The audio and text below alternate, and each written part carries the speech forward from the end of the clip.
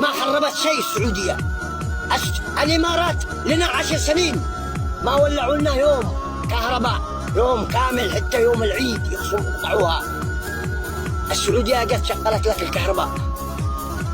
هذا واحد. ثاني من السنتين، أنا والله هذه رسالتي لأبناء ردفان، أقسم بالله لأبناء ردفان، احنا وسط الجبهات كل ما نحكم أهالينا يجهزوا القبور. في بريطانيا ما حصلنا غير الشهداء والتاريخ يمجدنا. في 13 يناير برضو نفس الخبر، احنا المقاتلين. في 94 برضو نحن المقاتلين، التاريخ والقبر، وهم لهم المراكز. احنا نموت وهم يتعلوا يرتفعوا. ليش اصحاب ردفان كذا معاقبين؟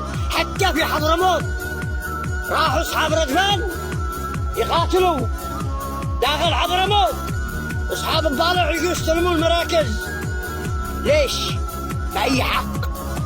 ليش؟ اصحابنا ما زالوا عادهم مغفلين. لو يصحصحوا اصحاب ردفان والله لو يغتسلوا العالم الارضي، الكره الارضيه ليش تغسلوها؟ حنا المقاتلين. ليش انتم؟ بأي حق؟ الإمارات ما سوت لنا شيء، سوت لنا دمار داخل اليمن، ما سوت أي حاجة، سوت دمار في اليمن فقط، دمرت الجنوب.